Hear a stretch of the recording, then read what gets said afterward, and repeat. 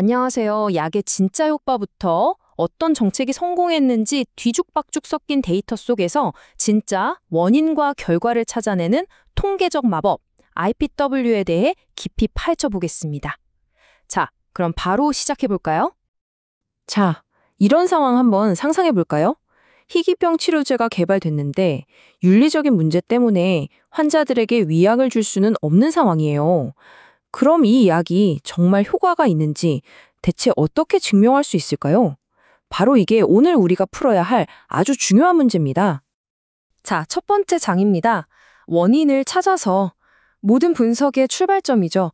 데이터가 우리에게 보여주는 것과 그 뒤에 숨어있는 진짜 원인을 구별하는 것. 여기서부터 시작해 볼게요. 데이터 좀 다뤄보신 분들은 아마 귀에 딱지가 않도록 들으셨을 거예요. 상관관계는 인과관계가 아니다. 단순히 두 가지가 같이 움직인다고 해서 하나가 다른 하나의 원인이라고 말할 수는 없다는 거죠. 이 둘을 구분하는 것, 이게 바로 오늘 우리가 풀어야 할 가장 큰 숙제입니다. 자, 그럼 이 인과관계 추론을 방해하는 가장 큰 빌런을 소개해 드릴게요. 이름하여 교란 또는 교란 변수입니다. 아주 쉽고 유명한 예를 들어볼게요. 데이터를 보니까 라이터를 가진 사람들이 폐암에 더 많이 걸리는 거예요. 그렇다고 라이터가 폐암의 원인이구나 이렇게 결론 내리는 사람 아무도 없겠죠? 당연히 아니죠. 바로 이게 교란이라는 현상이에요. 여기서 숨겨진 변수, 감이 오시죠? 네, 바로 흡연입니다. 담배를 피우는 사람은 라이터를 가질 확률도 높고 폐암에 걸릴 확률도 높잖아요. 이렇게 원인처럼 보이는 것과 결과 모두에 영향을 미치는 제3의 요인, 이걸 바로 교란 변수라고 부릅니다. 자, 이 표를 보시면 한눈에 이해가 되실 거예요. 데이터 표면만 보면 왼쪽처럼 라이터와 폐암이 관련 있는 것처럼 보이지만 그 속을 들여다보면 오른쪽처럼 흡연이라는 진짜 원인이 숨어 있는 거죠. 이 교란 변수를 제대로 잡아내지 못하면 우리는 완전히 잘못된 결론을 내리게 됩니다. 그럼 이 교란이라는 골치 아픈 녀석을 어떻게 처리할 수 있을까요? 과학자들이 찾아낸 가장 완벽한 해답, 바로 이상적인 실험 환경을 흉내내는 방법으로 넘어가 보겠습니다. 여기서 바로 과학자들이 찾아낸 최고의 무기, RCT, 즉 무작위 대조 시험이 등장합니다. 인과관계를 증명하는 데 있어서는 그야말로 골드 스탠다드, 끝판왕이라고 불리죠. 왜 그럴까요? 비밀은 바로 무작위 배정이라는 마법에 있습니다. 말 그대로 동전을 던져서 A그룹, B그룹을 나누는 것처럼 어떤 사람이 어떤 약을 먹을지 완전히 랜덤으로 정하는 거예요. 이렇게 하면 나이, 성별, 건강 상태 같은 건 물론이고 우리가 미처 생각하지 못한 특성들까지도 두 그룹에 골고루 섞이게 됩니다. 교란이 끼어들 틈 자체를 없애버리는 거죠. 그런데 말이죠. 문제가 있습니다. 맨 처음 우리가 던졌던 질문 기억나시나요? 희귀병 환자에게 가짜 약을 주는 게 윤리적으로 맞을까요? 아니면 특정 교육 정책의 효과를 보겠다고 어떤 아이들은 그 혜택에서 제외하는 게 가능 걸까요? 현실에서는 RCT를 할 수 없는 경우가 훨씬 더 많습니다. 바로 이 지점에서 현대 인화 추론에 정말 기가 막힌 아이디어가 빛을 발합니다.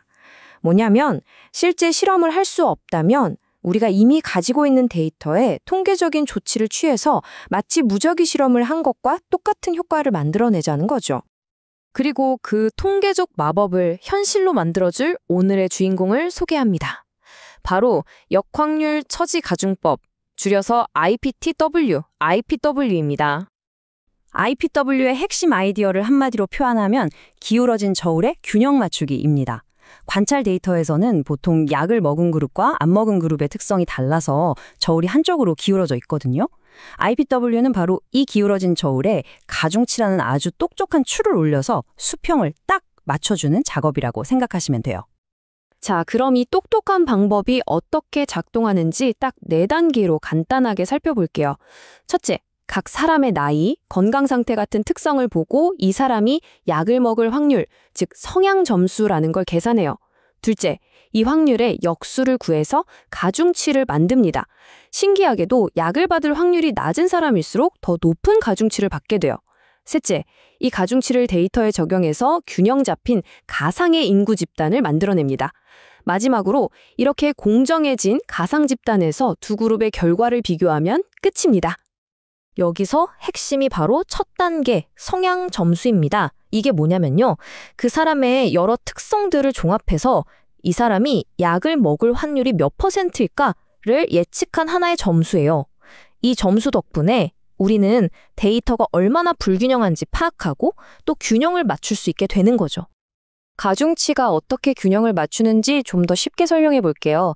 예를 들어 보통 나이 많은 분들이 먹는 약이 있는데 어떤 젊은 사람이 그 약을 먹었다고 칩시다. 이 사람은 데이터에서 굉장히 드문 케이스, 즉 소수 그룹이죠. IPW는 바로 이렇게 소수 그룹에 속한 사람에게 더 높은 가중치를 주는 거예요. 너의 목소리가 더 중요해 하면서 힘을 실어주는 거죠. 그렇게 해서 전체적으로 보면 젊은 사람과 나이 든 사람의 비율이 양쪽 그룹에서 비슷해지도록 만드는 겁니다. 자, 이제 마법이 일어나는 순간을 직접 눈으로 확인해 보세요. 왼쪽을 먼저 보시죠. 가중치를 주기 전에는 약을 먹은 처치군이 평균 나이도 65세로 훨씬 많고 중증 질환자 비율도 70%나 돼요. 딱 봐도 비교하기가 어렵죠? 그런데 IPW 가중치를 딱 적용하고 나면 오른쪽을 보세요. 평균 연령이 55세로 똑같아지고 중증 질환 비율도 45%로 거의 똑같아졌습니다. 정말 놀랍지 않나요? 이렇게 공정한 비교가 가능해지는 겁니다. 자, 그럼 이렇게 강력한 도구가 실제 세상에선 어떻게 쓰이는지, 그리고 이걸 쓸 때 뭘 조심해야 하는지 한번 알아봐야겠죠? 이건 그냥 이론이 아니에요. 실제 사례를 한번 보시죠. GVHD2라는 혈액암 연구가 있었는데요. 연구자들이 실제 환자들의 진료 기록 데이터를 가지고 새로운 치료법과 기존 치료법의 효과를 비교했어요. 이런 상황에서는 당연히 RCT가 불가능했겠죠. 하지만 IPW 덕분에 두 치료법을 공정하게 비교할 수 있었고 결국 환자의 생명을 구하는데 중요한 의학적 근거를 만들어낼 수 있었습니다.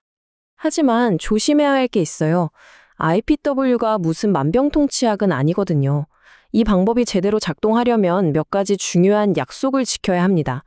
첫째, 우리가 측정하지 못한 중요한 조란 변수가 없다고 가정해야 하고, 둘째, 아주 특이한 사람이라도 약을 먹은 경우와 안 먹은 경우가 둘 다 존재해야 합니다. 마지막으로 치료의 정의가 명확해야 하죠. 이 가정들이 흔들리면 분석 결과도 믿기 어려워집니다.